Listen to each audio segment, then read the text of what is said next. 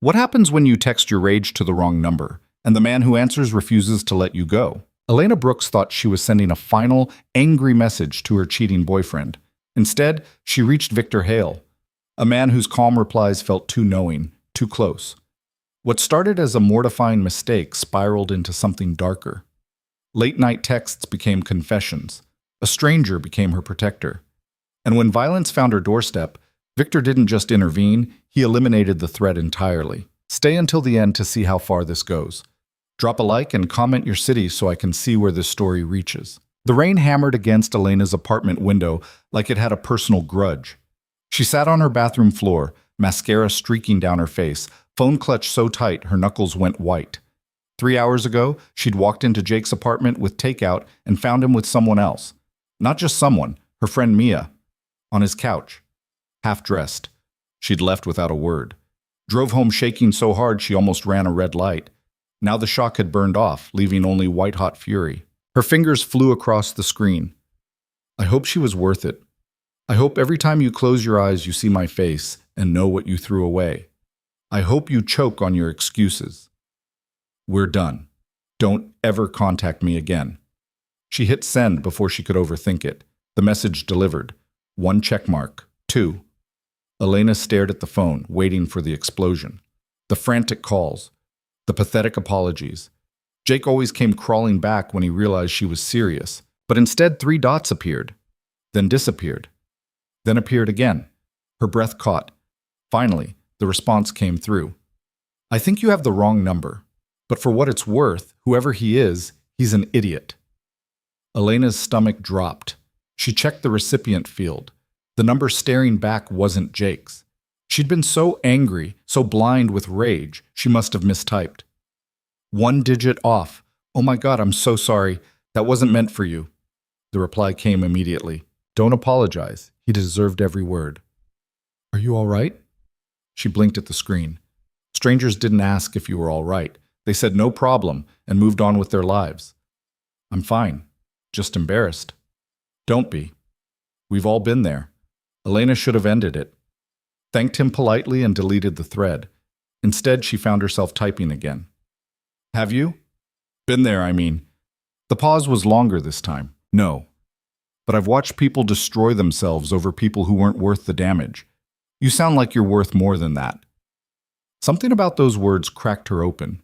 She didn't even know this person, didn't know his name, his face, anything, and yet he'd said exactly what she needed to hear. Thank you. I needed that tonight. What's your name? She hesitated. Giving her name to a stranger felt like stepping off a ledge. But what did it matter? He was just a random guy who'd received a misdirected breakup text. Elena. Elena. I'm Victor. Well, Victor, sorry for dumping my drama on you. You didn't dump anything. You sent a message. I chose to respond. There's a difference. Elena stared at those words. Chosen. Like he'd made a deliberate decision to engage with a stranger's mess. Why did you? Respond, I mean. Most people would have just blocked the number. Another pause. Because you sounded like you needed someone to hear you, and I happened to be listening. Her chest tightened. She told herself it was just residual emotion from Jake, from Mia, from the whole disaster of the evening, but deep down, she knew it was something else. She typed and deleted 3 different responses before settling on, that's kind of you. Kindness has nothing to do with it. Elena frowned at the screen. Before she could ask what he meant, another message came through. Get some sleep, Elena. Tomorrow will be easier. How do you know? Because tonight was the worst of it. Everything after is just gravity. She didn't respond. Just set the phone on the bathroom floor beside her and pulled her knees to her chest. Outside, the storm raged on. The next morning, Elena woke to 17 missed calls from Jake and a text from Victor. Did you sleep? She stared at the message, trying to remember the last time anyone had asked her that. Her mom, maybe. Years ago. Eventually. You? Not much. I don't sleep well. Insomnia? Something like that. Elena climbed out of bed and padded to the kitchen. Her apartment was small, a 1-bedroom in a neighborhood that teetered between gentrifying and forgotten. The kind of place where you triple-locked your door and avoided eye contact with the guy who loitered by the dumpsters. She made coffee and checked her phone again. Jake's messages were predictable. Denial, then anger, then bargaining. He wanted to talk, wanted her to be reasonable, wanted her to understand it wasn't what it looked like. She deleted them all. Then she opened the thread with Victor. "Can I ask you something?" "Go ahead." "Why are you still talking to me?" "You don't know me." The reply took almost 5 minutes. "Maybe I want to." Elena's heart did something stupid in her chest. She set the phone down and forced herself to drink her coffee, to not respond immediately like some desperate teenager. But her resolve lasted maybe 3 minutes. "That's a strange thing to want." "Is it? You seem interesting. You don't know anything about me. I know you're angry. I know you're hurt. I know you don't take betrayal lightly.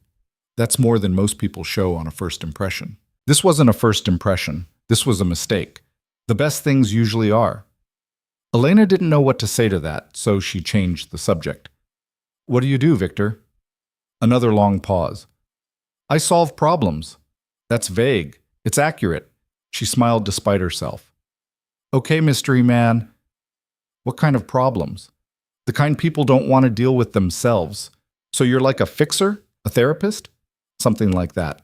Elena wanted to press, but something in his tone, even through text, told her not to. So instead she asked, "Where are you right now?" "My office." "You? Kitchen?" "Drinking terrible coffee and avoiding my ex's calls." "Block him." "I can't. We work in the same building. I'll have to see him eventually. Then make sure when you do, you're the one in control." Easy to say. Easier to do than you think. Don't give him the reaction he wants. Don't give him anything. Elena thought about that. About walking past Jake in the hallway with her head high, her expression neutral. About making him feel small. "I'll try." You'll do more than try.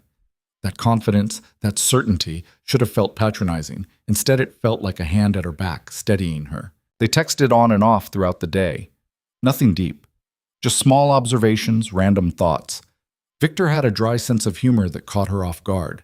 He noticed things, details she mentioned in passing, inconsistencies in her stories. It felt like he was actually paying attention. By the time evening rolled around, Elena realized she'd barely thought about Jake all day. 3 days passed, then a week. The texts became routine. Elena would wake up to a message from Victor, sometimes just a good morning, sometimes a question, sometimes nothing at all, just a photo. A sunrise from his window. A coffee cup. Once, a view of the city from somewhere high up, the skyline glittering in the rain. She never asked where he lived. He never offered. But she felt him becoming part of her day, a constant hum beneath everything else. On Thursday night, Jake cornered her in the parking garage after work. "Elena, come on, we need to talk." She kept walking toward her car, keys already in hand. "There's nothing to talk about, Jake." He grabbed her arm. Not hard, but firm enough to stop her. "Don't be like this. It was a mistake. Mia came on to me." Elena turned, yanking her arm free. Don't insult me by lying." His face twisted. "You're seriously going to throw away 2 years over one night? You threw it away." "I'm just accepting reality." She got in her car and locked the doors. Jake stood there, jaw tight, hands clenched. For a second, she thought he might hit the window, but he just stepped back, shaking his head like she was being unreasonable. Elena's hands trembled as she started the engine. When she got home, she texted Victor. "Saw him today." "And?" "I didn't fall apart. Told you." She smiled, setting her phone down, but before she could even take off her coat, it buzzed again. "Did he touch you?" Elena froze. The question was sharp, precise. There was something in it that made her pulse quicken. He grabbed my arm. Just for a second. I pulled away. The response didn't come for almost 10 minutes. When it did, it was only 2 words. His name. Elena stared at the screen. Something cold slid down her spine. Why? "I want to know." "Victor, it's fine. I handled it. His name, Elena." Her fingers hovered over the keyboard. She shouldn't tell him. This was insane. She didn't even know who Victor was, what he did, where he lived. But the way he asked, calm, controlled, absolute, made her feel like refusing wasn't an option. Jake Moreno. The reply was immediate. "Thank you. Victor, don't do anything, please. I won't do anything you wouldn't want me to." That should have been reassuring. It wasn't. Well, 2 days later, Jake stopped coming to work. Elena heard through the office grapevine that he'd called in sick. Then that he'd taken personal leave. Then, a week later, that he'd requested a transfer to the Denver branch. She tried to tell herself it was a coincidence, that maybe the guilt had finally caught up with him, that maybe Mia had dumped him and he couldn't handle the fallout. But she knew better. On Friday night, she texted Victor. "What did you do?" "I didn't do anything." Victor, "I made a phone call. That's all." What kind of phone call? The kind that reminded him there are consequences for putting his hands on people who don't belong to him. Elena's breath caught. She should have been horrified, should have demanded details, threatened to call the police, blocked his number and never looked back. Instead, she asked, "Is he hurt?" "No, just scared." "How scared?" "Scared enough to leave you alone." Elena sat on her couch, staring at her phone. Her rational mind screamed that this was wrong, dangerous, that she should run as far from Victor as possible. But another part of her, a part she didn't like to acknowledge, felt protected, seen, valued. "I didn't ask you to do that. I know. Then why?"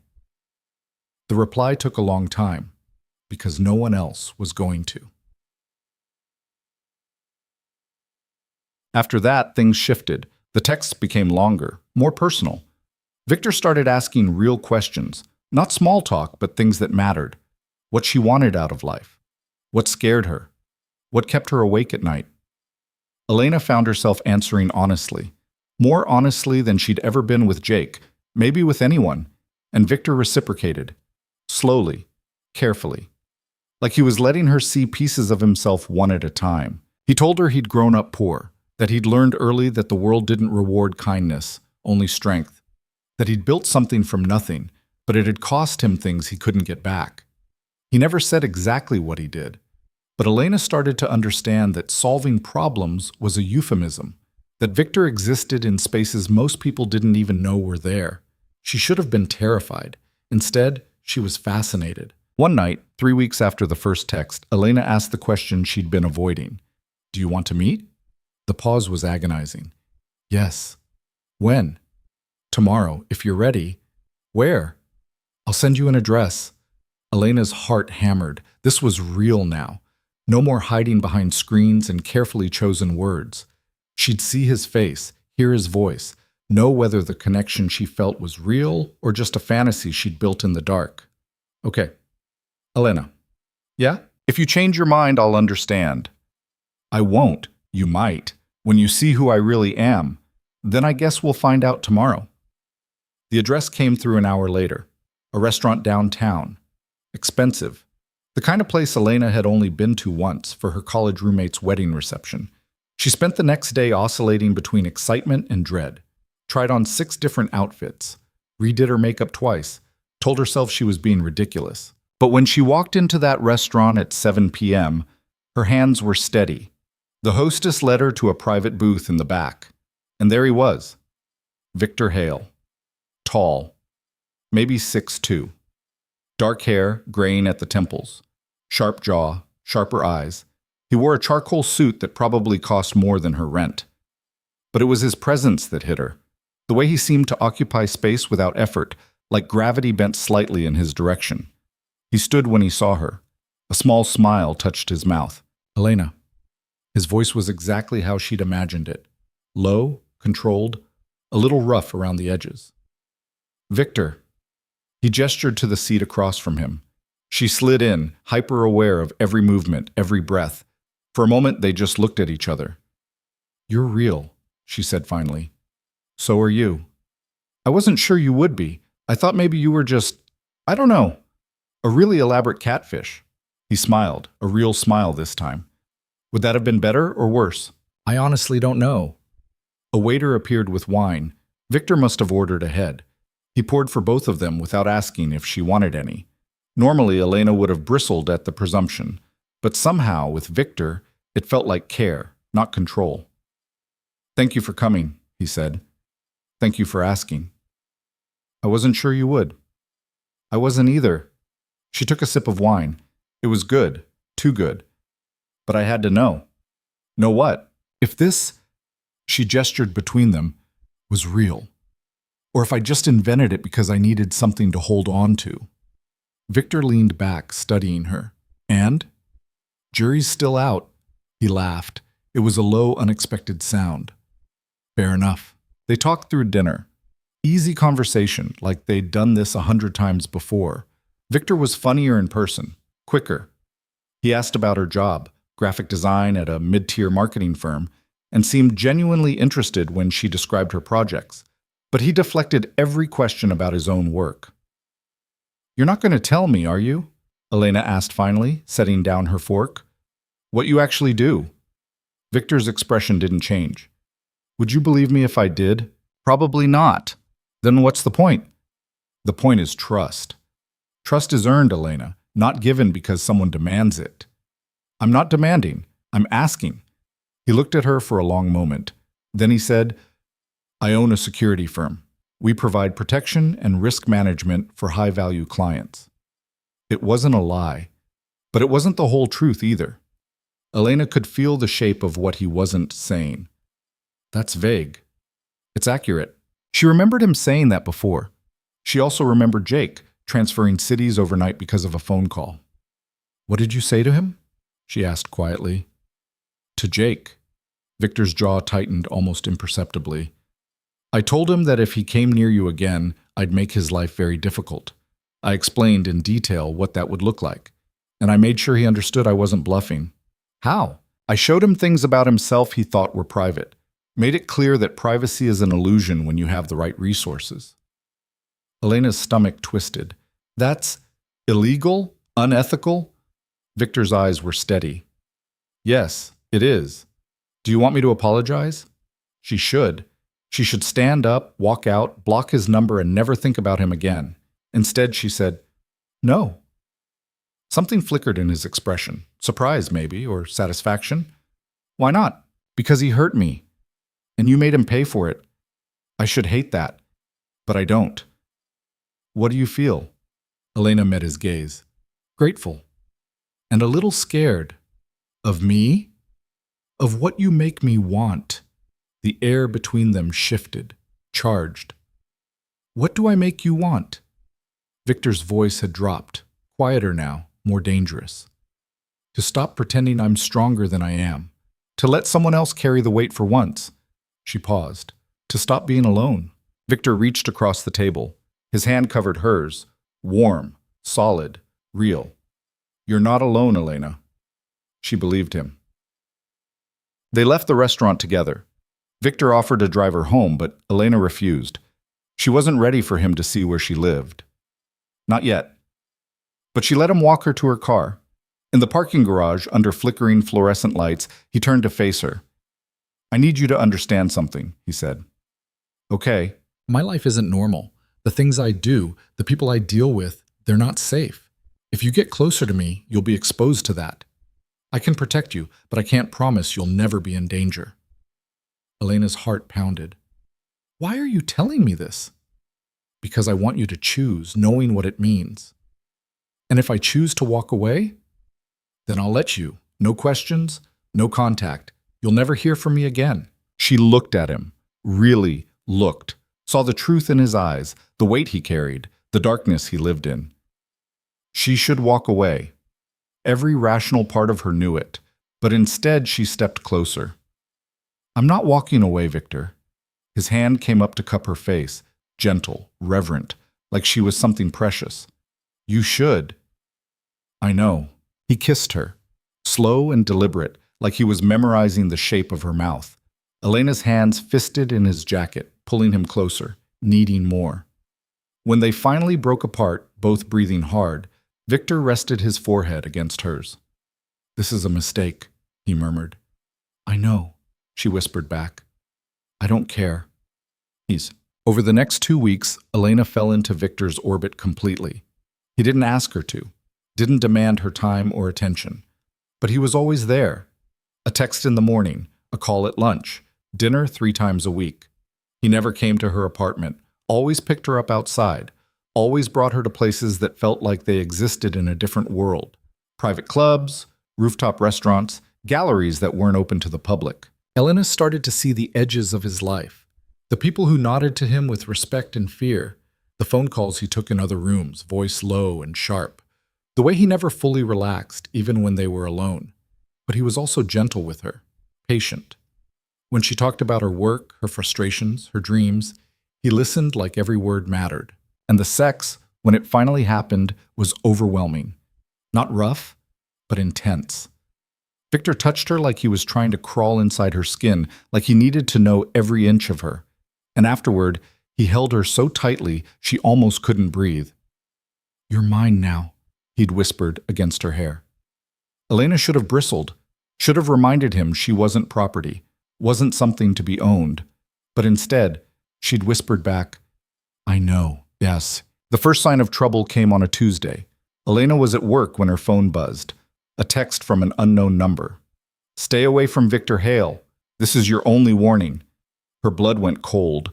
She stared at the message, then immediately called Victor. He answered on the first ring. "What's wrong?" "I just got a text from someone I don't know. They told me to stay away from you." Silence. "Victor? Forward it to me, right now." She did. Heard him exhale slowly. "Where are you?" "At work." "Why? What's happening?"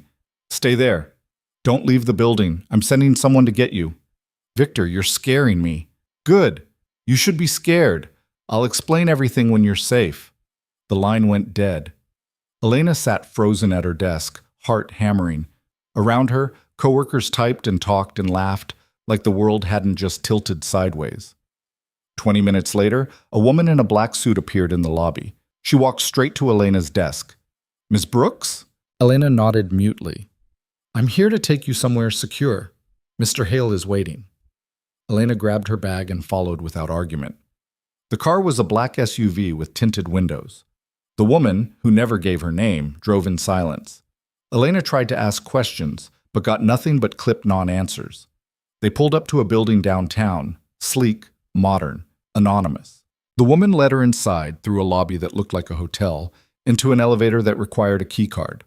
They rode to the top floor in silence. The doors opened into a penthouse, and there was Victor. He crossed the room in 3 strides and pulled her into his arms. "Are you all right?" "I don't know. You haven't told me what's happening." He released her, stepping back. His face was harder than she'd ever seen it. "Someone knows about you. About us." "Who?" "I'm still determining that. But whoever it is, they're trying to get to me through you." Elena's stomach dropped. "What does that mean?" "It means you're leveraged now, and people who want to hurt me will use you to do it." She sank onto the nearest couch, legs suddenly unsteady. "What do I do?" Victor knelt in front of her, taking her hands. "You stay here, with me, until I handle this. I can't just disappear. I have a job, a life." "Elena." His voice was steel. "This isn't a negotiation. If they get to you, they won't just threaten you. They'll take you, and they'll hurt you to make me comply. I won't let that happen."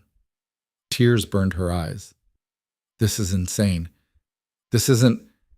I'm not built for this." "I know." His grip tightened. "I'm sorry. I should have kept my distance, should have let you go that first night. But I didn't, and now you're in this. And I'll do whatever it takes to keep you safe." Elena looked at him, saw the truth in his eyes, the regret, the resolve. "What are you going to do?" "I'm going to find whoever sent that message, and I'm going to make sure they never think about you again." The cold certainty in his voice should have terrified her. Instead, she leaned forward and kissed him. "Okay," she whispered against his mouth. "Okay." Elena spent 3 days in Victor's penthouse. It was beautiful, floor-to-ceiling windows overlooking the city, minimalist furniture, expensive art on the walls. But it felt like a cage. Victor was gone most of the time. He'd leave before dawn and return after midnight, jaw tight, eyes exhausted. He never told her details, just that he was handling it. Elena tried to work remotely, tried to focus on design mock-ups and client emails, but her mind kept drifting to the text, to the faceless person who knew about her, who wanted to use her.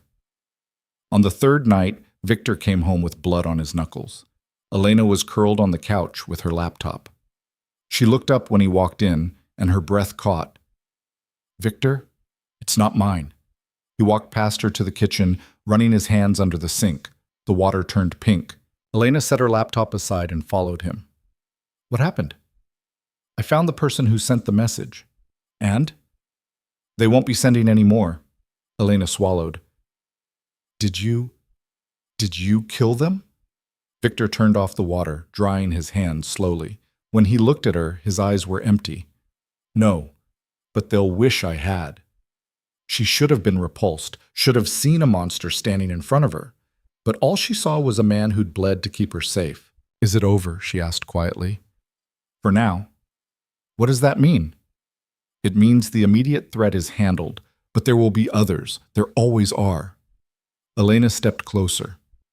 I can't live like this, Victor. Always looking over my shoulder, always waiting for the next threat. I know. His voice cracked, just barely. That's why you should leave. Go back to your life. Forget about me. Is that what you want? What I want doesn't matter. Yes, it does. She took his face in her hands, forcing him to look at her. Tell me, do you want me to leave? The silence stretched so long she thought he wouldn't answer. Then finally, no. Then I'm staying. Elena, I'm staying, she repeated, fiercer now. Not because you're protecting me. Not because I'm scared. Because I choose you. All of it. The danger, the darkness, everything. Victor stared at her like she'd just said something incomprehensible. Then he kissed her, hard and desperate, like he was trying to consume her. They barely made it to the bedroom. The next morning, Elena woke to find Victor already dressed, standing by the window. I have to go out of town, he said without turning around. 2 days, maybe 3. Where? Better you don't know. Elena sat up, pulling the sheet around herself. Victor, if we're doing this, if I'm really staying, you can't keep shutting me out. He turned. It's not about shutting you out. It's about protecting you. From what? From the things I do, the choices I make. I'm not a child. Can handle it. Can you? He crossed to the bed, sitting on the edge. Can you handle knowing that I've hurt people? That I'll do it again if I have to? That there are bodies buried because of decisions I made? Elena's throat tightened, but she didn't look away. I don't know, she admitted, but I'd rather know the truth than live in a lie. Victor studied her for a long moment. Then he nodded slowly. All right, when I get back, we'll talk. Really talk. And if you still want to stay after that, he trailed off. I will, Elena said softly. He kissed her forehead. We'll see. Man. Victor left an hour later. The penthouse felt emptier without him, colder. Elena tried to keep busy. She worked, she cooked, she paced the length of the living room until her feet ached. But mostly, she thought, about the life she was choosing, about the man she was choosing it with, about the fact that somewhere deep down, beneath the fear and the uncertainty, she felt more alive than she had in years. On the second night, her phone rang. Unknown number. Her heart stopped. She almost didn't answer, but something made her press accept. Hello? Silence. Then a voice. Low, male, unfamiliar. Ms. Brooks, we need to talk about Victor Hale. Elena's blood turned to ice. Who is this? A friend. Someone who wants to help you. I don't need help. You do. You just don't know it yet. A pause. Victor isn't who you think he is. I know exactly who he is. Do you? Do you know how many people he's killed? How many lives he's destroyed? Elena's hand trembled. What do you want? I want to give you a choice. Walk away now, while you still can. Or stay, and become part of his world. Permanently. That's not your decision to make. No, but it's mine to inform you. The voice softened. He'll drag you down, Elena. Men like him always do. And when it all falls apart, you'll be collateral damage. The line went dead. Elena sat frozen, phone still pressed to her ear. Then she dialed Victor. It rang once, twice. He answered, voice sharp. What's wrong? Someone just called me, warned me about you. What did they say? Elena repeated the conversation. When she finished, Victor was silent for so long she thought the call had dropped. Victor? I'm coming back. Tonight. Don't leave the penthouse. Don't open the door for anyone. Do you understand? Yes. Elena, I need you to trust me. I do. Even after that call? She closed her eyes. Yes. Good. I'll be there in 4 hours. But Victor arrived in 3. He came through the door like a storm, all coiled energy and sharp focus. Elena was waiting on the couch. She stood when she saw him. Are you all right? He asked immediately. Yes, but Victor, who was that? How did they get my number? I don't know yet, but I will. He crossed to her, hands framing her face. Listen to me. Everything they said, it's true. I have killed people. I've done things that would horrify you. I'm not a good man, Elena. I never have been. I know. But you're still here. I'm still here. He kissed her, slow, thorough, like he was memorizing the taste of her. When he pulled back, his eyes were dark. I can't promise you safety, or normalcy, or any of the things you deserve. I'm not asking for promises. Then what are you asking for? Elena took a breath. Honesty, all of it. No more half-truths or careful omissions. If I'm staying, I need to know what I'm staying for. Victor nodded slowly. All right. He led her to the couch, poured them both whiskey, and then, for the first time, he told her everything. About the empire he'd built from nothing, the alliances he'd forged, the enemies he'd made, the blood on his hands, the power he wielded, the people who feared him, the people who wanted him dead. Elena listened without interrupting. Let the truth wash over her, brutal and unfiltered. When he finished, he looked at her, waiting. Say something, he said quietly. Elena drained her glass, set it down, met his eyes. I'm not leaving. Elena, I'm not leaving. She leaned forward. I don't care how dark it gets. I don't care what you've done. You're mine now, and I'm not letting go. Something broke in Victor's expression. Relief. Disbelief. Maybe both. He pulled her into his lap, burying his face in her neck. You're going to regret this, he murmured. Maybe, Elena whispered back. But not tonight. The morning after Victor's confession, Elena woke to an empty bed. Again. She was starting to recognize the pattern. He barely slept, and when he did, it was restless. She'd felt him get up around 4 a.m., heard the shower run, the quiet rustle of him getting dressed in the dark. She found him in his office, a room she'd only glimpsed before. Floor-to-ceiling bookshelves, a massive desk with 3 monitors, papers spread across every surface. He was on the phone, speaking in clipped sentences. I don't care what he wants. The answer is no. A pause. Then make him understand. Another pause, longer this time. Do I need to come down there myself? He hung up and noticed her in the doorway. Sorry, did I wake you? No. Elena leaned against the frame. Do you ever sleep a full night? Not in about 15 years. She crossed to him, perching on the edge of his desk. What happens now? Now? Victor leaned back in his chair. Now I find out who's trying to get to you, and I eliminate the problem. Eliminate. Elena let the word sit between them. That's a nice way of putting it. Would you prefer I be more direct? I'd prefer you not talk about killing people like it's a business transaction. Victor's expression didn't change. That's exactly what it is. Elena looked away. The city stretched beyond the windows, waking up in shades of gray and gold. Somewhere down there, people were drinking coffee and complaining about traffic and living normal lives, lives that didn't include conversations about murder over breakfast. I need to go to my apartment, she said finally. Get some clothes, check my mail. No. Victor, it's not safe. I can't hide here forever. You're not hiding. You're being smart. He stood, moving to stand in front of her. Give me 3 days. Let me handle this. Then we'll talk about you going back. 3 days. That's it. 3 days, he agreed. It was a lie. They both knew it. Elena spent that day trying to work, trying to focus on the design project her boss had emailed her, a rebrand for a local coffee chain. Normally, she'd lose herself in the creative process, color palettes, typography, mood boards. But every time she started to concentrate, her mind drifted back to the phone call, the warning, the voice telling her to run. Around noon, the penthouse door opened. Elena's heart jumped before she recognized the woman from before, the one who'd driven her here. She carried several shopping bags. "Mr. Hale asked me to bring you some things," the woman said, setting the bags on the dining table. Elena peered inside. Clothes, her size, expensive brands she'd never bought for herself. "He didn't need to do this." The woman's expression was unreadable. "He does what he thinks is necessary." "What's your name?" A pause. "Sarah."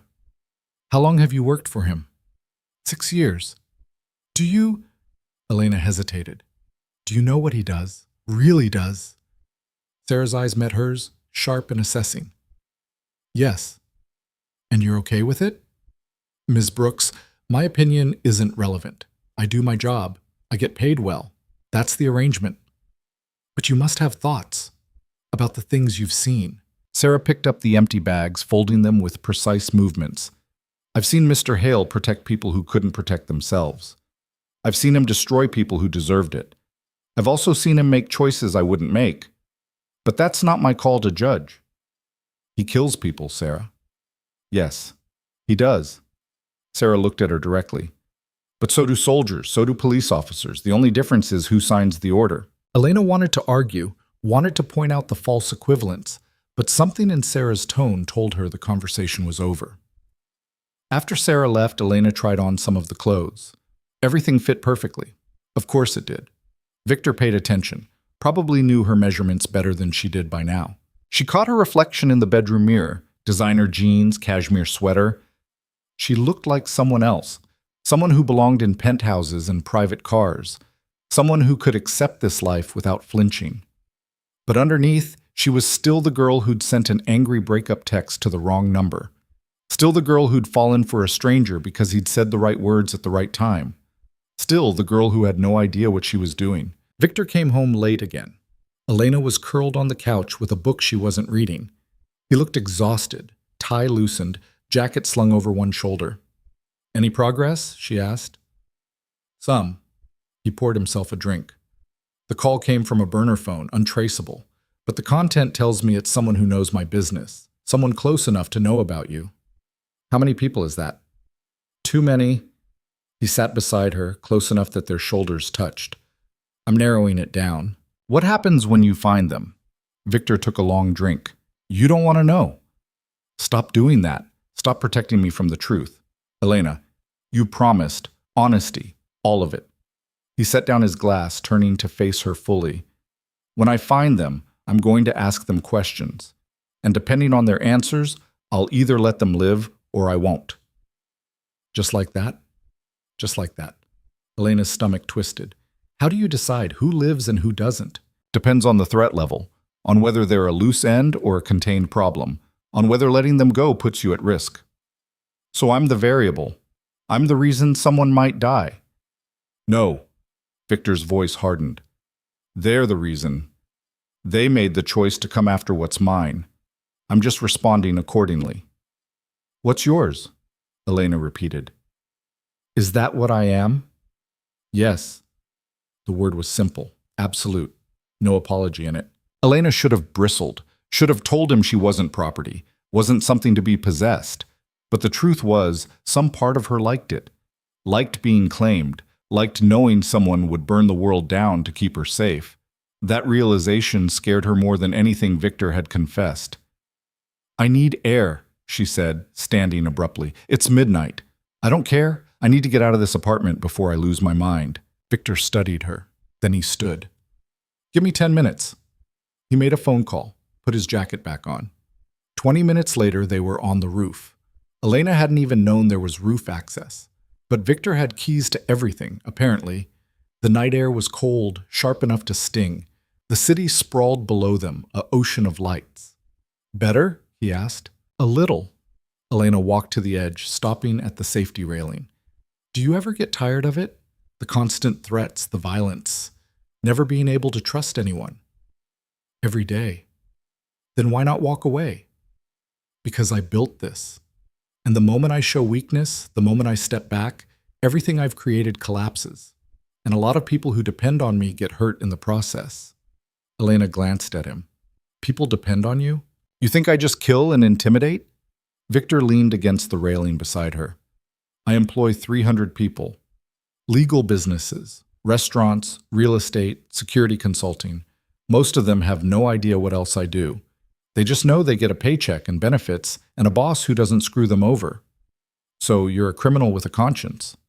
I'm a criminal with a business model. There's a difference. Elena laughed despite herself. It came out bitter. This is insane. I should be running. I should be calling the police. But you're not. No, I'm not. She turned to face him.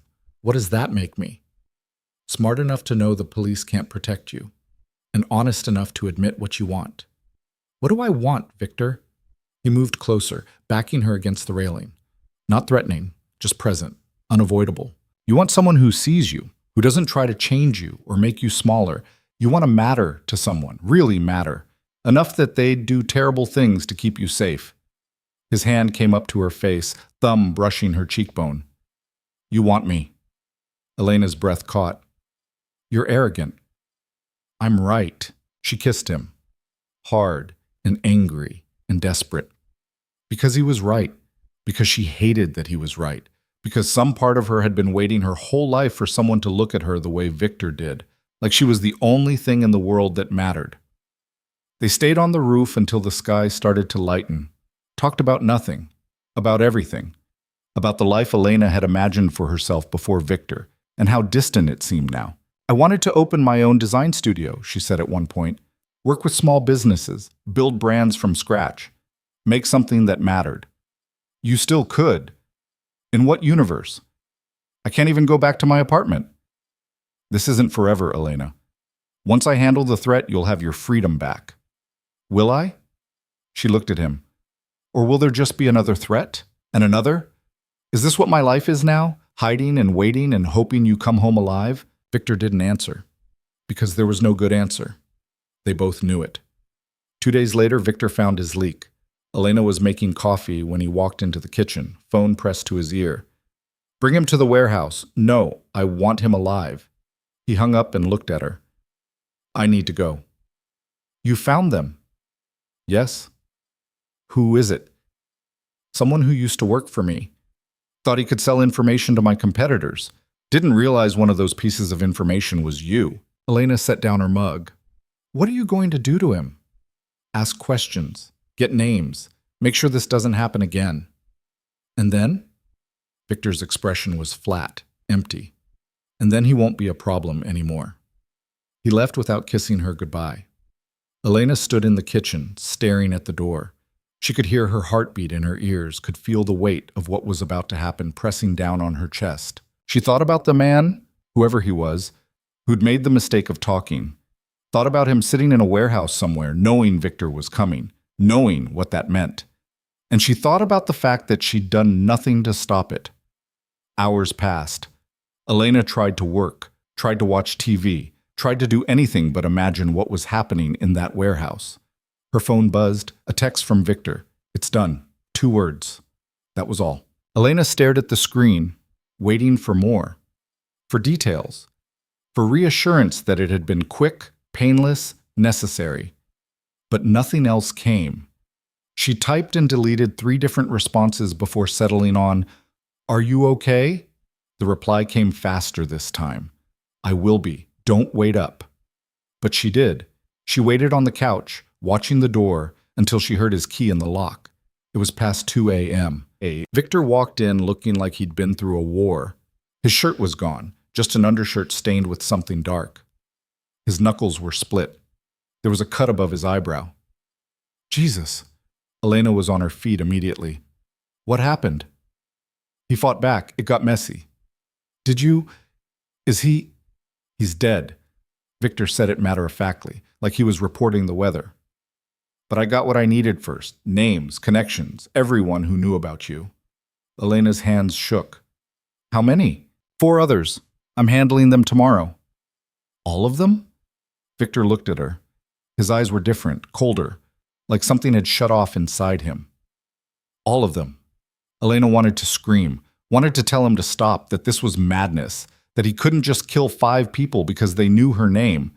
But instead, she grabbed the first aid kit from the bathroom and made him sit down. She cleaned his wounds in silence. Victor watched her work, not flinching when she pressed alcohol to his split knuckles. "Say it," he said finally. "Say what?" "Whatever you're thinking, you're judging me. I can see it." Elena set down the gauze. "I'm not judging you, I'm processing. There's a difference." "What are you processing?" "The fact that 5 people are going to die because of me. The fact that you're going to kill them and come home and we're going to have dinner like it's normal. The fact that I'm sitting here patching you up instead of running as fast as I can in the opposite direction. You could run. I wouldn't stop you." "I know." Elena taped the bandage over his knuckles. "That's what scares me most." She finished cleaning him up, made him take off the stained shirt, watched him walk to the bedroom like his body weighed 1,000 pounds. She should have left him alone, should have slept on the couch. But instead, she followed. Victor was sitting on the edge of the bed, head in his hands. Elena sat beside him. "Talk to me," she said quietly. "About what?"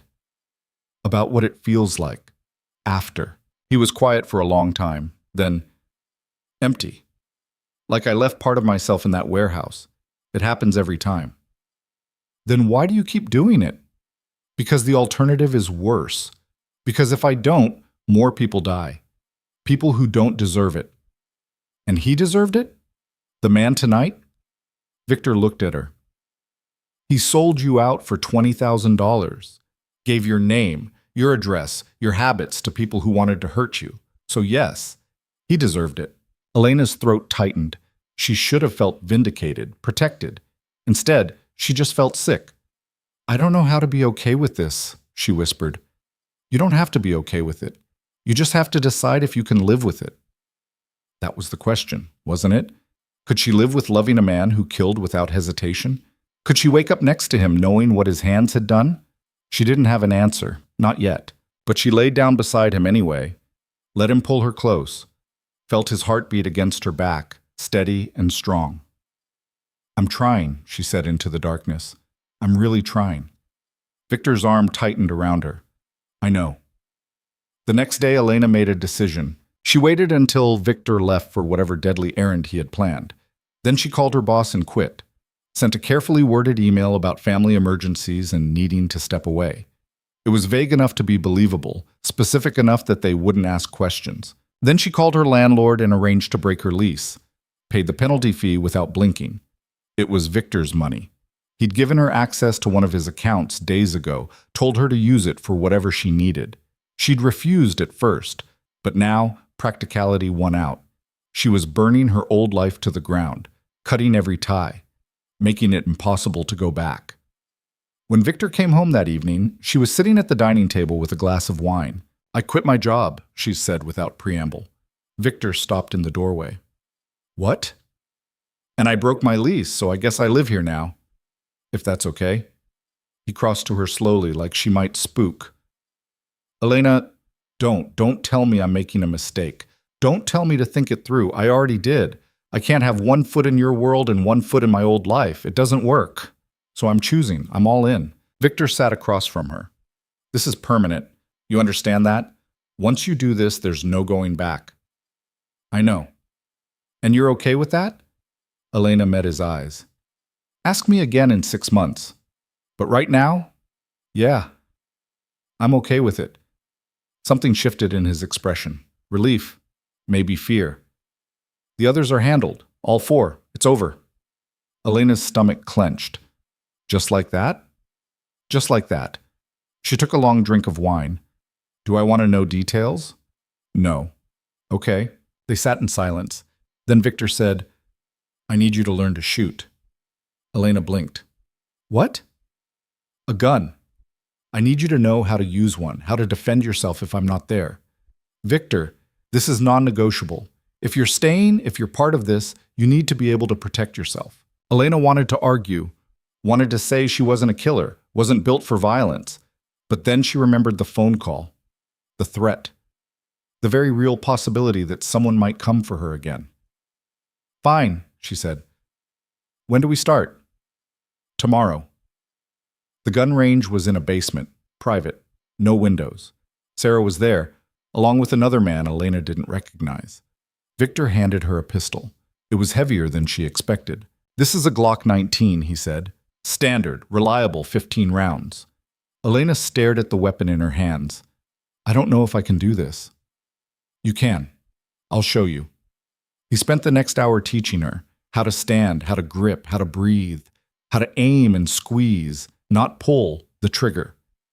The first shot made her jump. The second was easier. By the 10th, she was actually hitting the target. "Good," Victor said, standing behind her. Again, they went 3 times a week. Elena got better. Not great, but competent. Enough that Victor seemed satisfied. "You're never going to be a soldier," he told her one evening after practice. "But you can defend yourself if it comes to that. That's all I need." "You really think it might?" "I think being prepared is better than being a victim." Elena couldn't argue with that. A month passed, then 2. Elena settled into Victor's life like she'd always been part of it. She learned the rhythms, the late nights, the tense phone calls, the days he disappeared without explanation and came back exhausted. She learned who his people were. Sarah, his head of security. Marcus, who handled logistics. A woman named Raina who seemed to manage his legitimate businesses. They all treated Elena with careful respect, like she was something valuable, something that could break. She also learned that Victor had enemies, real ones, people who wanted him dead or destroyed or both. He didn't talk about it much, but she heard things, phone conversations in the middle of the night, meetings in his office that lasted hours. One night she woke to find him standing by the window, staring out at the city. "Can't sleep?" she asked. "Never could." Elena got up, wrapping a blanket around herself. "What are you thinking about?" "Whether I should send you away." Her heart clenched. "What?" "Somewhere safe. Out of the country. Where no one knows you. Where you could start over." "I don't want to start over." "Elena." "No." She crossed to him. "You don't get to decide this alone. I chose to stay. I chose you. You don't get to send me away because you're scared." "I'm not scared." "Liar." Victor looked at her, really looked. "I've never had something to lose before. Not like this. And it's making me reckless." "How?" "I'm distracted. I'm making decisions based on keeping you safe instead of what's smart. That's going to get people killed." "Then teach me. Bring me in. Let me understand your world instead of hiding me from it." "You don't want that. Stop telling me what I want." They stared at each other. Then Victor said, "Fine. Tomorrow. You come to a meeting. You see what I actually do. And if you still want in after that, we'll talk." Elena nodded. "Okay." The meeting was in a conference room in one of Victor's buildings. 10 people around a table. Some she recognized. Others were strangers. Victor didn't introduce her, just gestured for her to sit in the corner and observe. For the next 2 hours, Elena listened to them discuss things that made her skin crawl. Territorial disputes, payment schedules, witnesses who needed to be handled. It was all coded language, but she understood enough. This was the machine, the ugly, brutal machinery that kept Victor's empire running. When it was over, everyone filed out. Victor stayed behind, watching her. "Well," Elena stood on shaky legs. "That was—" "I know." "Do you really do all those things? The things they talked about?" "Yes." "And you don't feel—" She struggled for the word. "Anything?" "I feel plenty, but feeling doesn't change reality. This is what I do. This is who I am." Elena walked to the window. Below, people moved through their days. Oblivious, safe. "I can't do this, Victor. I can't sit in rooms and listen to people talk about murder like it's a business expense." "I know, that's why I didn't want you here." "But I can't leave either." She turned to face him. "I'm stuck. I love you, and I hate what you do, and I don't know how to reconcile those things." Victor crossed to her. "Then don't. Stop trying to make it make sense. It doesn't. It never will." "That's not good enough. It's all I have." Elena felt tears sting her eyes. "I need more than that." "I know." His voice cracked. "But I can't give it to you." They stood there, inches apart, the weight of impossible choices crushing down on both of them. Finally, Elena said, "I need time to think, to figure out if I can really do this." Victor nodded. "How much time?" "I don't know, a few days, maybe longer." "Do you want to stay here?" "No, I need space." He didn't argue, just made arrangements. A hotel, safe, anonymous. Gave her cash and a phone number to call if anything happened. "I'll wait," he said when he dropped her off. "However long it takes. I'll wait." Elena nodded, not trusting herself to speak. Then she walked into the hotel and didn't look back. Elena spent 3 days in that hotel room doing nothing but thinking. She ordered room service she barely touched, stared at the walls, watched mindless television, tried to organize her thoughts into something coherent. On the 4th morning, her phone rang. Not Victor. Sarah. "Ms. Brooks, I need you to come with me." Elena's blood went cold. "What happened? Is Victor—" "He's alive, but there's a situation. I'm downstairs." Elena threw on clothes and was in the lobby in under 5 minutes. Sarah's face was stone. "What situation?" Elena demanded as they got in the car. "Someone made a move against Mr. Hale last night. 4 men, armed, broke into one of his properties. He was there." "Is he hurt?" "He's fine." "They're not." Sarah's hands were tight on the wheel. "But the message is clear. Someone's testing him, seeing how far they can push." "Who?" "We're still determining that. But Mr. Hale wanted you somewhere more secure. The hotel isn't safe enough." They drove to a house Elena had never seen. Suburban, unassuming. The kind of place you'd never look twice at. Inside it was completely different. Reinforced doors, security cameras, a panic room disguised as a closet. "You'll stay here," Sarah said, "until this is resolved." "Where's Victor?" "Handling it." "I want to see him." "That's not advisable right now." "I don't care what's advisable. Take me to him." Sarah studied her for a long moment. Then she made a call, spoke quietly, hung up. "He's at the main office."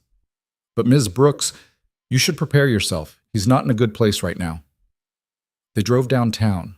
The building was one of Victor's legitimate holdings, a security consulting firm on paper. Inside it was all business. People moved with purpose, spoke in low voices. Sarah led her to a conference room. Through the glass, Elena could see Victor. He was standing at the head of a table, 6 men seated around it. His voice carried through the door. "I don't care about excuses. I care about results. Someone got close enough to hit one of my properties. That doesn't happen unless someone inside gave them the information." One of the men spoke. Elena couldn't hear the words, but she saw Victor's expression darken. "Then find out who. I want names by tonight, and I want them brought to me, alive." The meeting broke up. Men filed out, none of them making eye contact with Elena. Then Victor saw her through the glass. Something in his face shifted. He opened the door. "You shouldn't be here. Sarah told me what happened. And she was supposed to take you somewhere safe, not bring you into the middle of this. I asked her to." Elena stepped inside and Sarah quietly closed the door behind her, leaving them alone. "Are you okay?" "I'm fine." "You don't look fine." Victor ran a hand through his hair. He looked exhausted, wound tight enough to snap. 4 men tried to kill me last night. They failed. I'm dealing with the consequences. That's all you need to know. Stop shutting me out. I'm not shutting you out. I'm protecting you. From what? From seeing that you're human? That you're scared? I'm not scared. Liar. Elena moved closer. "Talk to me, Victor. Really talk to me." He was quiet for a long time. Then he sank into a chair, head dropping into his hands. "I don't know who sent them. That's the problem. Could be any of a dozen enemies. Could be someone I haven't even considered. And until I know, everyone around me is at risk. Including me. Especially you." He looked up at her. "They know about you now, not just your name. They know what you mean to me, and that makes you the most effective weapon anyone could use against me." Elena's chest tightened. "So what do we do?" "We? There is no we in this. I put you somewhere safe and I handle it." "No." "Elena, no," she repeated, stronger this time. "I'm done being handled. I'm done sitting in safe houses while you fight battles alone. If I'm in this, I'm really in it. All of it. Victor stood, moving to the window. You don't know what you're asking for. Then show me. He turned, and the look in his eyes made her breath catch. You want to see?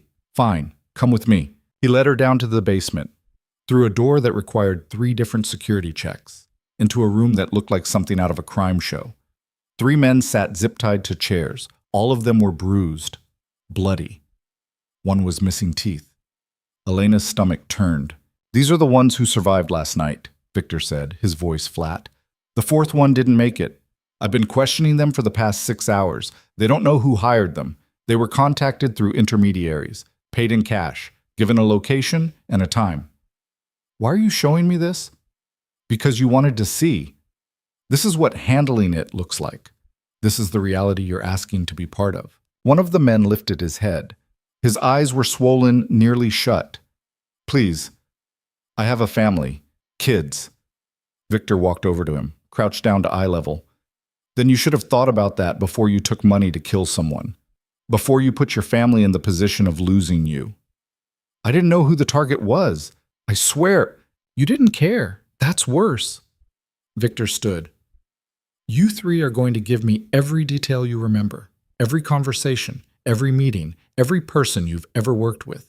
And if I find out you're lying, if I find out you're holding back even one piece of information, what happens to you will make what you've experienced so far feel like mercy. The men nodded frantically. Victor turned to Elena. Still want to be all in? She couldn't speak, could barely breathe. The rational part of her brain was screaming to run, but her feet stayed planted. I need some air, she managed finally. She walked out. Made it to the hallway before her knees gave out. She sat on the floor, back against the wall, trying to process what she'd just seen. Sarah appeared a few minutes later, handed her a bottle of water without comment. How do you do it? Elena asked. How do you work for him knowing what he does? Sarah sat beside her. Because I've seen the alternative. I've seen what happens when people like Mr. Hale don't exist, when the only law is who has the biggest gun and the least conscience. That doesn't make this right. No, it doesn't, but it makes it necessary. Sarah looked at her. He's not a good man, Ms. Brooks, but he's not the worst man either. He has lines he won't cross, rules he follows. That's more than most in his position can say. What are his lines? No kids. Ever. No innocence if it can be avoided, and he doesn't lie to the people he cares about. Sarah paused. He cares about you. More than I've ever seen him care about anyone. That scares him, because care is weakness in this world. I don't want to be his weakness. Too late for that. Elena drank the water. Let the cold shock her system back into focus. When she finally stood, her legs were steadier. Where is he now? Still downstairs. He'll be there for a while. Take me back to the safe house. I need to think. Sarah drove her in silence. When they arrived, Elena went straight to the bedroom and laid down, stared at the ceiling, tried to figure out who she was becoming. That night, Victor called. I'm sorry, he said without preamble. I shouldn't have shown you that. I was angry, and I wanted to prove a point. What point? That this life isn't romantic. It's ugly and brutal, and most people can't handle it. You think I can't handle it? I think you shouldn't have to. Elena sat up. What did they tell you? The men from last night? Not enough. But I have leads. I'm following them. Victor, what if we left? Just disappeared? Started over somewhere else? The silence on the other end was heavy. That's not possible, he said finally. Why not? Because I have responsibilities. People depending on me. If I walk away, if I show any weakness, everything I've built collapses. And a lot of innocent people get hurt in the fallout. So we're trapped. I'm trapped. You still have a choice. Elena closed her eyes. Do I? Really? Yes. You can walk away. Right now. I'll make sure you're protected. Set you up somewhere far from here. Give you enough money to start over. You'll never have to think about me or this life again. Is that what you want? What I want doesn't matter. Answer the question, Victor. His breath was shaky on the other end. No, it's not what I want. I want you here, with me. Even though I know it's selfish and dangerous and probably going to end badly, I still want you. Elena felt tears slip down her cheeks. I want you too. That's the problem. Then come home. I don't know if I can do this. Be the person you need me to be. I don't need you to be anyone but yourself. I just need you to decide if you can live with who I am. I'm trying to figure that out. Then take your time. But Elena, know this. Whatever you decide, I'll accept it. No pressure, no guilt, just your choice. They hung up. Elena sat in the dark, thinking about choices, about the life she'd imagined versus the life she was living, about the man she'd accidentally texted and the man she'd come to love. 3 days later, she made her decision. She called Sarah. I need you to take me somewhere. Where? To Victor, wherever he is. I need to see him. Victor was at the warehouse, the same one where he'd taken the man who'd leaked her information. Elena's stomach churned as they pulled up. Inside it was empty except for Victor and Marcus. They were looking at something on a laptop. Both looked up when she walked in. Elena. Victor closed the laptop. What are you doing here? I made my decision. Marcus quietly excused himself. The door closed with a heavy thunk. And? Victor's voice was carefully neutral. I'm staying, but I have conditions. He nodded slowly. I'm listening. First, no more hiding things from me. If there's a threat, I want to know. If you're going to do something that might get you killed, I want to know. I can't be kept in the dark anymore. Agreed. Second, I need purpose. I can't just sit around waiting for you to come home. I need something to do, something useful. What did you have in mind?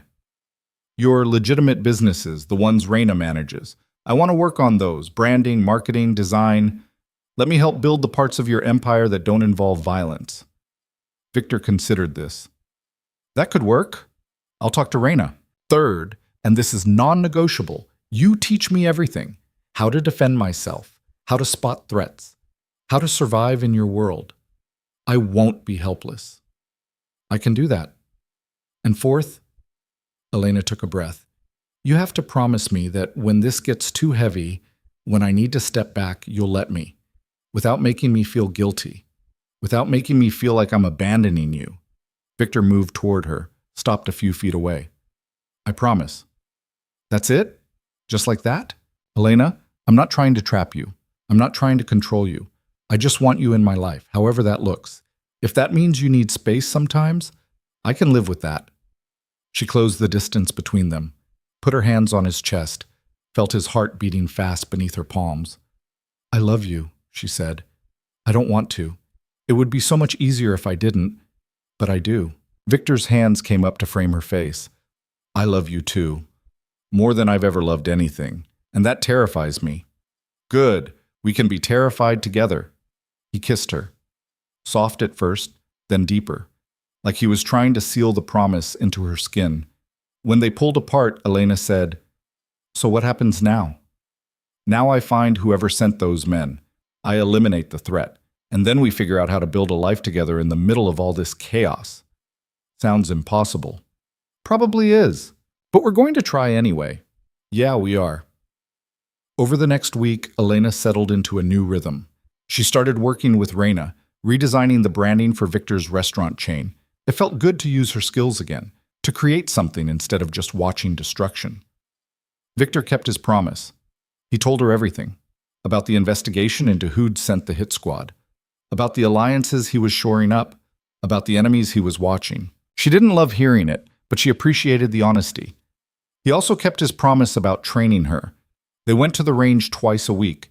He taught her basic self-defense, how to read a room, how to spot when someone was armed, how to disappear if she needed to. You're good at this, he told her one evening after she'd successfully escaped a simulated attack scenario. Better than I expected. Survival instinct, I guess.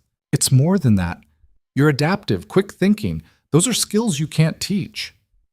Elena wiped sweat from her forehead. You know what's weird? I don't hate this. The training, it makes me feel less powerless. That's the point. 2 weeks after Elena's return, Victor got a break in the case.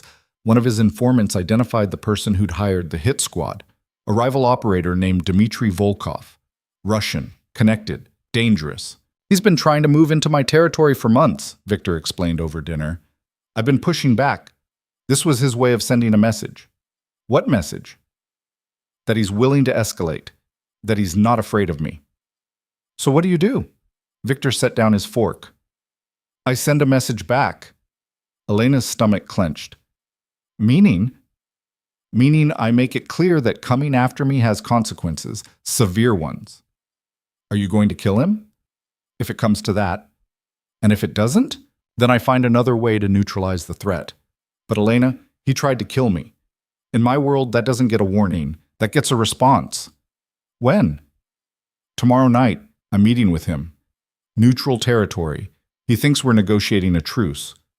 Elena's hands started shaking. That's a trap. Maybe, but it's also an opportunity. To do what? To end this before it gets worse. I don't want you to go. Victor reached across the table, taking her hand. I know, but I have to. Then I'm coming with you. Absolutely not. Victor, no. This is exactly the kind of situation where you stay far away. If something goes wrong, if this turns into a firefight, I need to know you're safe. I can't do what I need to do if I'm worried about you. Elena wanted to argue, wanted to demand he let her be part of it, but she saw the fear in his eyes, the genuine terror of losing her. Fine, she said finally, but you promise me you'll come back. I can't promise that. Then promise me you'll try. He lifted her hand to his lips, kissed her knuckles. I promise I'll try. The next day was agony. Victor left in the afternoon to prepare. Elena stayed at the penthouse with Sarah and 2 other guards. She tried to work, tried to watch TV, tried to do anything but imagine every possible worst-case scenario. At 8 p.m., her phone buzzed. A text from Victor. Meeting starting. I love you. She stared at those 3 words, typed and deleted 5 different responses before settling on, come home to me. Then she waited. 9 p.m. came and went, then 10. No word. At 11, Sarah's phone rang. She answered, listened, then hung up. Status? Elena demanded. The meeting went longer than expected, but Mr. Hale is en route. ETA, 20 minutes. Elena sagged with relief. Is he okay? He's alive. Beyond that, I don't have details. When Victor finally walked through the door, he looked like he'd aged 10 years. His suit was rumpled. There was blood on his collar. Not his own, Elena hoped. She ran to him. He caught her, holding her so tight her ribs ached. I'm here, he murmured into her hair. I'm here. What happened? Volkov's dead. So are 3 of his top people. Elena pulled back to look at him. You killed them? It was him or me. He came to that meeting planning to kill me. Had gunmen waiting in the next room. But I was prepared. How many people died tonight? 7 total, 4 of his, 3 bystanders who got caught in the crossfire. Elena's breath caught. Bystanders? Wrong place, wrong time. I didn't want it to happen, but it did. Victor's voice was hollow. I can't undo it. Did you? I didn't kill them. Volkov's men did, but that doesn't make me less responsible. Elena didn't know what to say. Didn't know how to comfort someone who just survived an attempted assassination that left 10 people dead. So she just held him, led him to the bedroom, helped him out of his blood-stained clothes, stood with him in the shower until the water ran cold. Later, lying in bed, Victor said, You should leave me. We're not doing this again. I'm serious. I'm dangerous, Elena. People die around me, and one day it might be you. Then we'll make sure it's not. How? By being smart, by being careful, by trusting each other. She turned to face him. I know what I signed up for. I'm not running. You should, but I won't. Victor pulled her closer. She could feel his heartbeat, still too fast, still fighting adrenaline and fear and exhaustion. I don't deserve you, he whispered. Probably not, Elena agreed, but you're stuck with me anyway. The next morning, the news reported a shootout at a restaurant downtown. 7 dead. Multiple injuries, gang violence, they speculated. The police had no leads. Elena read the article on her phone over coffee, saw the names of the victims, saw their photos. One of them was a waitress, 23 years old, engaged to be married. Elena set down her phone and ran to the bathroom. threw up everything in her stomach. Victor found her there 10 minutes later, sat beside her on the floor. Didn't say anything, just handed her a glass of water and waited. She was just working, Elena said finally. Just doing her job. And now she's dead because of you, because of your war. I know. How do you live with that? Badly. Elena looked at him, saw the truth of it in his eyes, the weight, the guilt he carried but never showed. I can't do this, she said. I can't look at these people and pretend it's okay, that it's justified. It's not okay. It's never okay. Then why do you keep doing it? Because the alternative is letting people like Volkov take what I've built. And if that happens, more people die. People who depend on me. People who've done nothing wrong except work for me or live in my territory. So I choose. I make the calls that need to be made, and I live with the consequences. Elena wiped her mouth. That's a rationalization. Maybe, but it's also the truth. They sat in silence. Then Elena said, I need to do something for her family, the waitress. Like what? I don't know, money, an anonymous donation, something. Victor nodded. I'll take care of it. No, I will. I want to do it myself. Okay. Elena set up an anonymous fund for the waitress's family. $500,000. It wouldn't bring her back. Wouldn't undo the tragedy. But it was something. It helped. A little. Over the following weeks, Elena threw herself into work, into the legitimate businesses, into building something instead of just witnessing destruction. She redesigned 3 restaurant brands, created a new website for the security consulting firm, helped launch a community outreach program in one of the neighborhoods Victor operated in. Reina was impressed. You're good at this, really good. Have you thought about making it official? What do you mean? I mean starting a division, Brooks Design or something. Use Victor's resources but make it your own thing. Elena considered it. Would Victor go for that? I think he'd love it. Give you independence. Give him peace of mind knowing you're building something lasting. Elena pitched the idea to Victor that night. He didn't hesitate. Do it. Whatever you need. Staff, space, budget. It's yours. Just like that?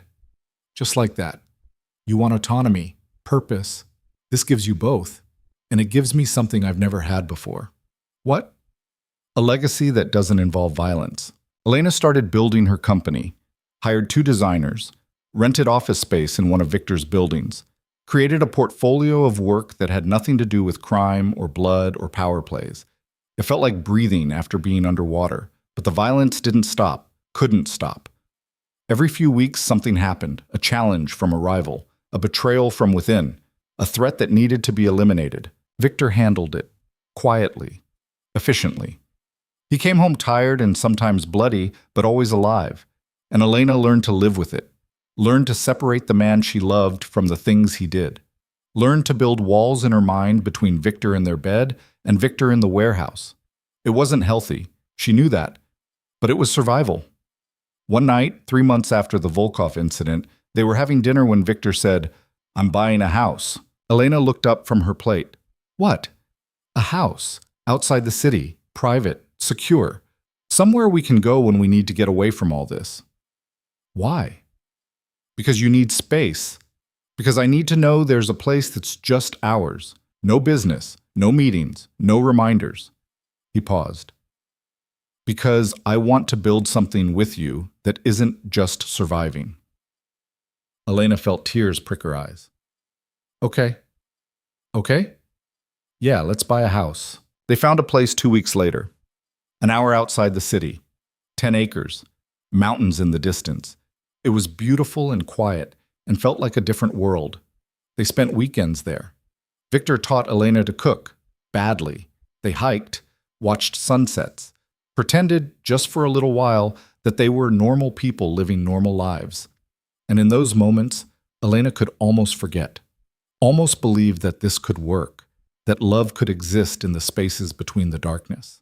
Almost. 6 months into their new reality, Elena woke up to an empty bed and voices downstairs. She checked the clock. 4 a.m. Her stomach dropped.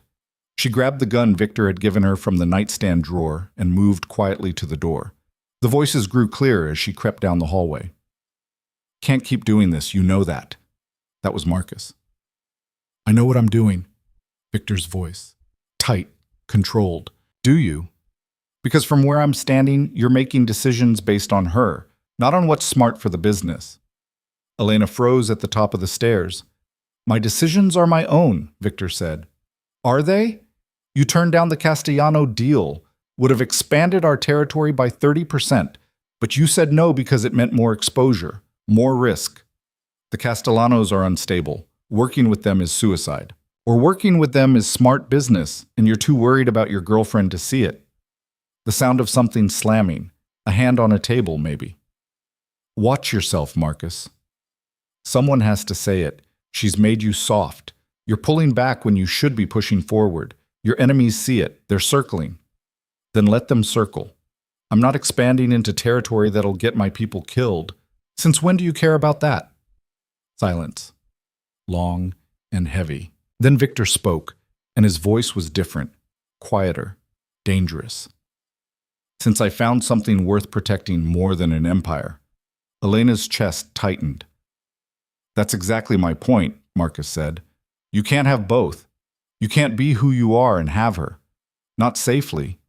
Not long term. Then I'll find a way. There is no way. You know that.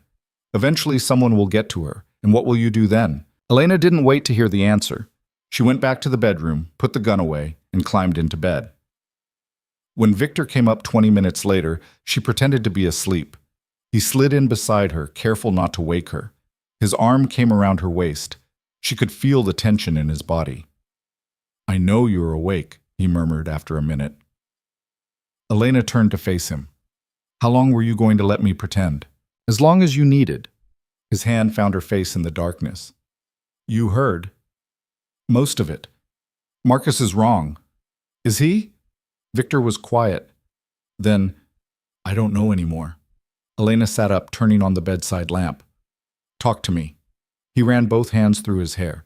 He's right about one thing. I have been pulling back, turning down opportunities, making decisions I wouldn't have made a year ago.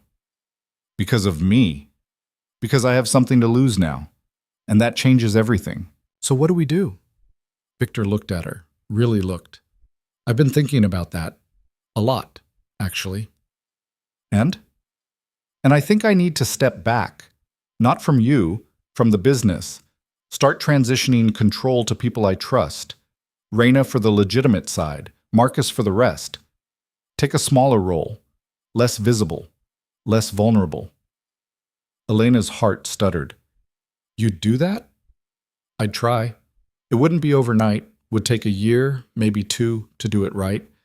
But yeah, I'd try. Why? Because Marcus is right about something else too. I can't keep doing this and keep you safe. Eventually something will give, and I'd rather it be the Empire than you. Elena felt tears burn her eyes. That's your whole life, Victor, everything you built. No, it was my whole life, until you. He pulled her closer. You're what matters now. Building something with you. Having a future that's more than just survival. What if you resent me for it? What if you wake up in 5 years and realize you gave up everything for someone who wasn't worth it? You are worth it, and I won't resent you. I'll resent myself if I don't at least try. They held each other as the sun started to rise. Elena wanted to believe it could work, that Victor could walk away from his world and they could build something normal. But a small, realistic part of her knew it wouldn't be that simple. It never was. The next few months were tense. Victor started the transition slowly, carefully. He promoted Reina to CEO of the legitimate holdings, gave Marcus more operational control, started taking fewer meetings, making fewer decisions. His enemies noticed. They started testing the boundaries. Small provocations at first, then bigger ones. They think I'm weak, Victor told Elena one night. Think I'm getting out because I'm scared. Are you? Terrified, but not of them. A man named Gregor Petrov made the biggest move. He was an arms dealer, someone Victor had done business with in the past. He started operating in Victor's territory without permission, started recruiting Victor's people. I need to handle this, Victor said, before it gets worse. How? I meet with him. Make it clear the boundaries still exist, that stepping back doesn't mean stepping aside. Elena's stomach clenched. When? Tomorrow night. I'm coming. No. Victor, we've had this argument. I'm not sitting at home while you walk into potential danger. This is different. Petrov is unpredictable. If things go wrong, then I want to be there. Elena moved to stand in front of him. You said no more hiding me. You said we're in this together, so let me be there. In the car, at least. With Sarah. Far enough away to be safe, but close enough to know what's happening. Victor looked like he wanted to argue, but finally he nodded. In the car. With Sarah. And if I give the signal, you leave. No arguments. Deal. The meeting was set for a warehouse by the docks. Elena sat in the SUV 3 blocks away, Sarah in the driver's seat, watching the feed from Victor's body cam on a tablet. She watched him walk into the warehouse, watched Petrov step out from the shadows, 6 men flanking him. Victor hail, Petrov said, accent thick. I wondered if you'd actually show. You're operating in my territory without permission, Victor said, voice steady. That stops. Tonight. Petrov laughed. Your territory? I hear you're retiring. Heard you've gone soft. Found yourself a pretty little distraction. Elena's blood went cold. My personal life isn't your concern, Victor said. No? Because I think it is. I think you're making decisions with your dick instead of your head, and that makes you weak. I'm giving you one chance to walk away. Stop recruiting my people. Stop operating in my territory. Do that, and we have no problem. And if I don't, then I remind you why people used to be afraid of me. Petrov stepped closer. Used to be. That's the key phrase, isn't it? You're not that man anymore. You want to test that theory? The tension crackled through the screen. Elena's hands were shaking. Then one of Petrov's men moved, reached for something. Everything happened at once. Victor drew his gun. So did Petrov's men. Shots fired. The camera angle went crazy as Victor dove for cover. We need to go, Sarah said, starting the engine. No, we wait for the signal. Ms. Brooks, we wait. On the screen, Elena could see chaos. Muzzle flashes. Men shouting. Victor moved through it like he'd done this 1,000 times. Precise, controlled, deadly. 3 men went down. Then 4. Petrov was backing toward the exit, still firing. Victor shot him in the leg. Petrov fell. The remaining men ran. Victor stood over Petrov, gun aimed at his head. You made your choice, Victor said. The gunshot was deafening through the speakers. Then silence. Victor looked directly at the camera. I'm clear. Coming out. Elena's hands wouldn't stop shaking. Sarah drove them to the extraction point. Victor was waiting, blood on his shirt, not his own. He got in the back seat. Are you hurt? Elena asked immediately. No, I'm fine. He looked at her. You okay? I just watched you kill someone. I know. I'm sorry.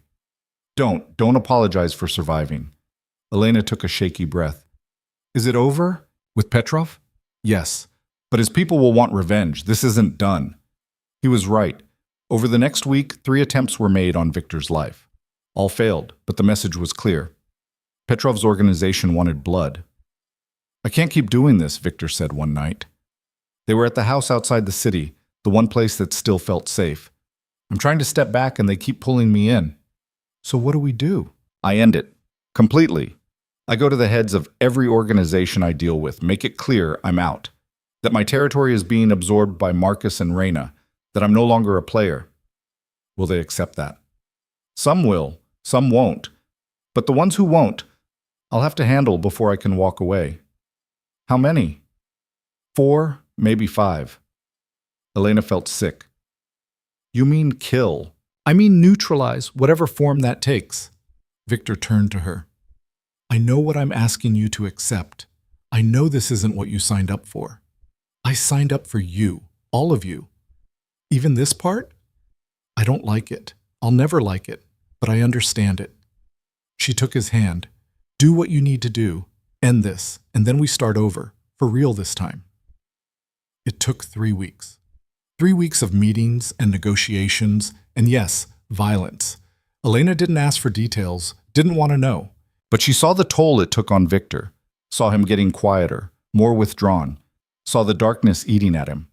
On the night of the final meeting, he came home and just held her, didn't speak, didn't move, just held on like she was the only thing keeping him from falling apart. "It's done," he said finally. "All of it. I'm out." "Completely?" "As out as I can be. Marcus is handling operations. Reina has the businesses. I'm kept in the loop, but I'm not making decisions anymore. I'm just a consultant." "How do you feel?" "Terrified, relieved, lost." He pulled back to look at her. "Like I don't know who I am without it." "Then we'll figure out who you are together." The transition wasn't smooth. There were complications. People who refused to accept Victor's retirement, threats that still needed to be managed. But slowly, over months, things settled. Victor's role became smaller. His days became quieter. He started sleeping better, smiling more. Elena's design company grew. She hired more staff, took on bigger clients, built something she was proud of. They spent more time at the house, planted a garden that Victor actually enjoyed tending, adopted a dog, a German shepherd that Victor named Atlas. They were building a life, messy and imperfect and still shadowed by Victor's past, but theirs. One evening, a year after Victor's retirement, they were sitting on the porch watching the sunset when he said, "Marry me." Elena looked at him. "What?" "Marry me. I know it's insane. I know I have nothing to offer you but a complicated past and an uncertain future. But I want to spend whatever time I have left making you happy. So marry me." Elena felt tears slip down her cheeks. "You're right. It is insane. Is that a no?" "It's a yes, you idiot. Of course it's a yes." Victor pulled a ring from his pocket. Simple, elegant, perfect. "I've been carrying this for 3 months," he admitted, "waiting for the right moment. And you chose now, on a random Tuesday?" "Every moment with you feels right." Elena laughed through her tears. "That's the cheesiest thing you've ever said." "I know, I'm out of practice with normal life." He slid the ring onto her finger.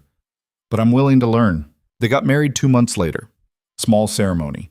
Just Sarah, Marcus, Reina, and a handful of people they trusted. No family. Victor's was gone, and Elena's had stopped speaking to her when she'd refused to explain her new life. It hurt. But standing there with Victor, saying vows that acknowledged the darkness they'd walked through to get here, Elena realized she'd built a new family. An unconventional, dangerous, fiercely loyal family. Their wedding night, lying in bed, Victor said, "I need to tell you something." "Okay?" "I'm scared, every day, that someone will come for you, that my past will destroy our future, that I'll lose you." "I'm scared too," Elena admitted, "but I'm more scared of living without you, of wondering what could have been. Even knowing what you know, what I've done, I'm not going to lie and say I'm okay with everything. I'm not. The people who died because of you, because of your choices, that's something I think about. A lot." She turned to face him. "But I also know you're trying, that you stepped away from that life, that you're working to be better, and that's all I can ask." "What if better isn't enough?" "Then we'll figure it out. Together." The first year of marriage was the hardest. Old enemies resurfaced. People who felt Victor owed them debts. Threats that required careful navigation. But Marcus and Reina handled most of it. Victor only stepped in when absolutely necessary, and each time it took less from him. The violence became more distant, more manageable. Elena learned to live with the reality that danger would always be there, lurking at the edges. But she also learned that fear didn't have to define her. She took more self-defense classes, got better at shooting, started carrying her own weapon. Not because Victor asked her to, because she needed to feel capable, in control. One night, a man broke into their penthouse. Elena was alone. She heard the window break, grabbed her gun, and called Victor. "Someone's inside," she whispered. "Get to the panic room now." "I'm not hiding." "Elena." She hung up, moved quietly through the apartment, found the intruder in the living room, searching through Victor's desk. "Looking for something?" she asked, gun raised. The man spun, reaching for his own weapon. Elena fired, hit him in the shoulder. He went down, cursing.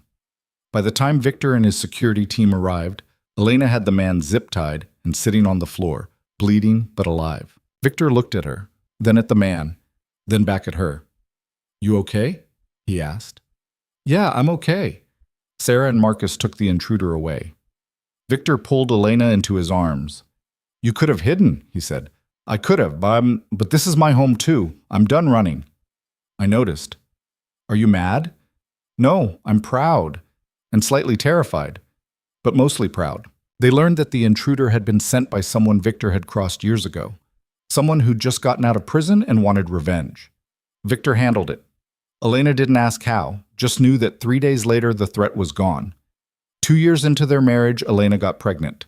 She took the test 3 times before she believed it, then sat on the bathroom floor trying to process. She'd always wanted kids, but not like this, not in this life. When she told Victor, he went pale. "Are you sure?" 3 tests. "Yeah, I'm sure." He sat down heavily. "I don't know how to do this. How to be a father, how to keep a child safe in my world. Your world is different now, smaller, safer, but not safe enough." They argued about it for days. Victor wanted her to terminate the pregnancy, said it was too dangerous, that bringing a child into their reality was cruel. Elena refused, said she understood his fear, but this was happening. They could either prepare for it or let it destroy them. Finally, Victor broke. "I can't lose you, either of you. I won't survive it." "Then don't lose us. Protect us, like you always have."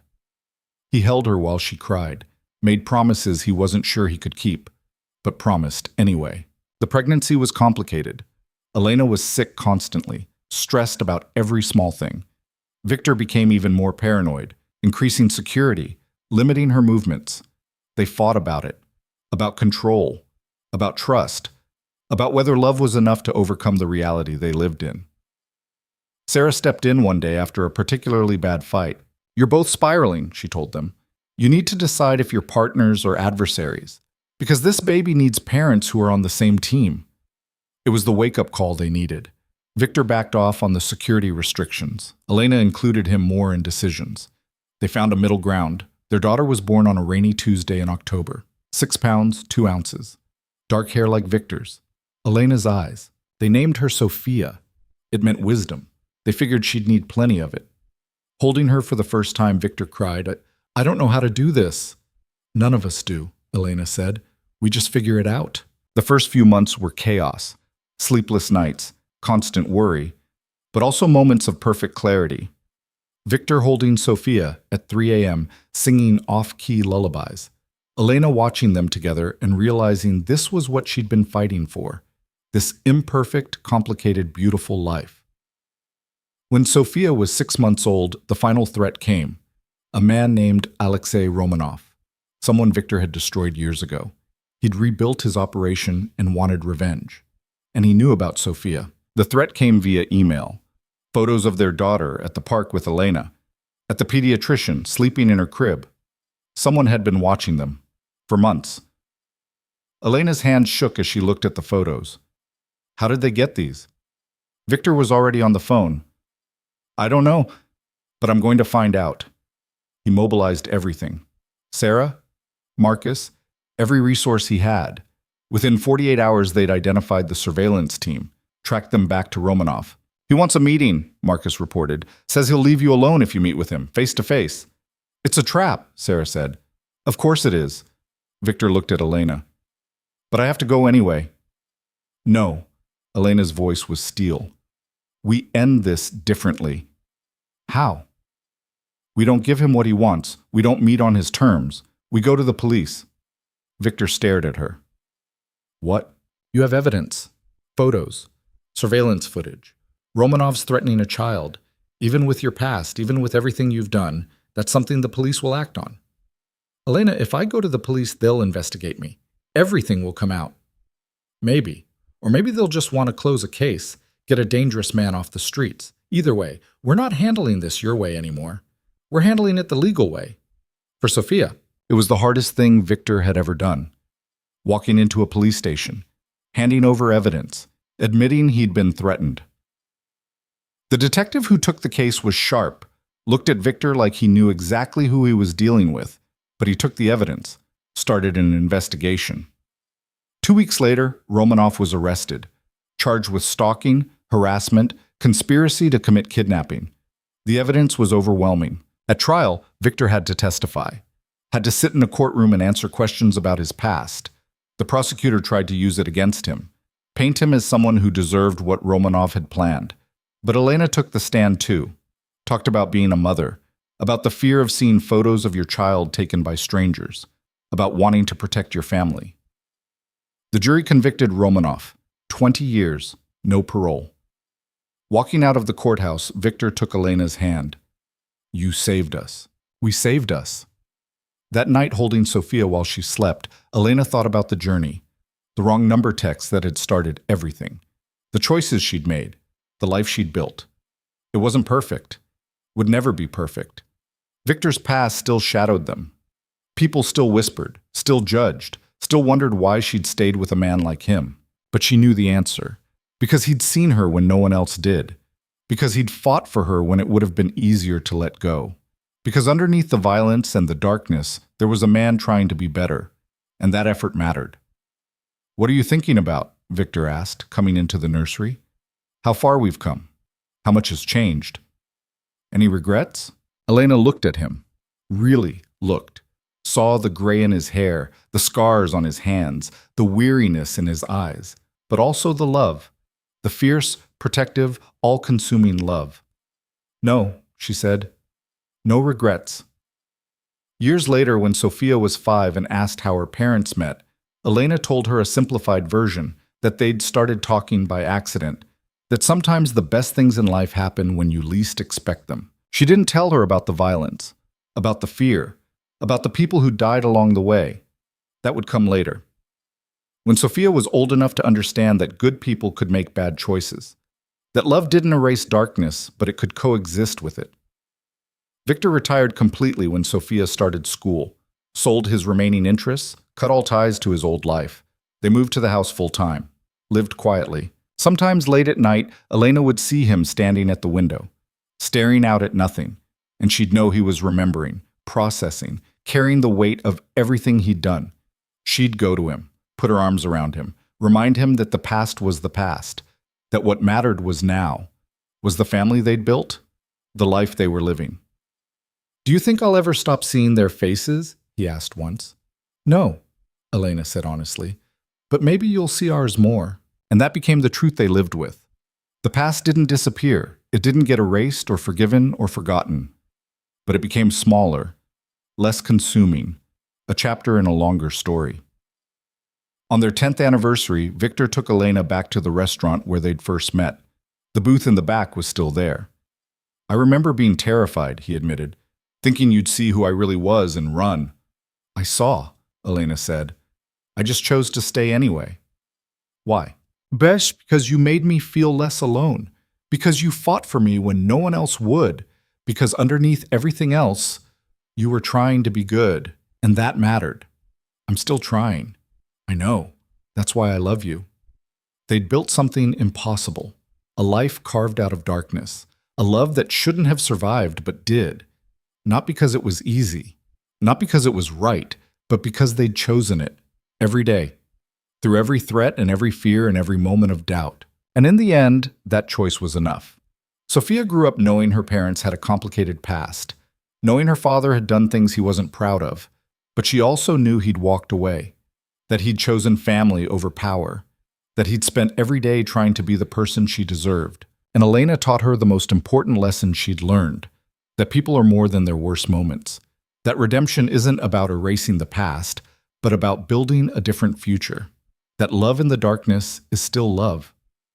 On quiet evenings, when Sofia was asleep and the house was still, Elena and Victor would sit on the porch, watch the stars, hold hands. Any regrets? He'd ask sometimes, and she'd always answer the same way.